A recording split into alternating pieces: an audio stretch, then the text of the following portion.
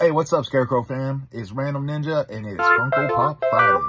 The one I'm going to be sharing with y'all today is actually one of the first Funko Pops I ever had. First or second. And he's the best there is, the best there was, best there ever will be. Talking about Bret the Hitman Hart.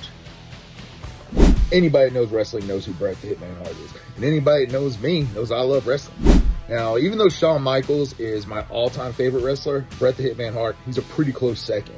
It was actually Bret Hart that got me back into wrestling after I stopped watching it when I was a kid. I kind of got burned out on the kind of the corny Hulk Hogan, Ultimate Warrior, Jim Duggan type of. Nothing against those guys, just at the time I was over it, you know. But then when I learned that Bret Hart, who I remember having matches like British Bulldog for the Intercontinental title, was the world champion, I knew I had to check it out. And there was a show that came on at night on Mondays called Raw. Maybe you heard of it. It's done pretty well for itself.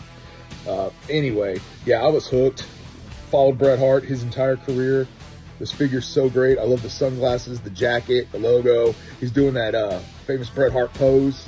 You know, with the arms out, I do it for you, or when I drop the phone and pop and everything. You know, unfortunately, Bret Hart left WWE or WWF at the time in 1997 after the infamous Montreal Screwjob and went to the ill-fated WCW, where he had a lackluster end of his career. It was cut short, too, by a botched super kick from Bill Goldberg. You know, that's a discussion for another time, but I can only imagine what kind of matches we would have got had Bret Hart stayed in WWF. I mean, think about it. Although he had a feud with Austin after Austin was a world champion and really blew up and Stone Cold was the biggest thing on earth, man, him and Bret Hart, that would have been great stuff. Shawn Michaels coming back, that would have been great stuff.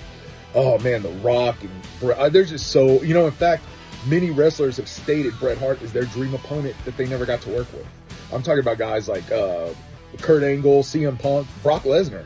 Man, anybody in the business would have wanted to work with Bret the Hitman Hart. Even if you don't like him, you got to respect him. Do you like Bret Hart? You a Bret Hart fan? Maybe you don't even like wrestling. Let me know. If Bret Hart's not your favorite, who is? Where does he rank in all-time greatest for you? And again, if you don't like wrestling, let me know. Let's talk about it in the comments or whatever. Peace.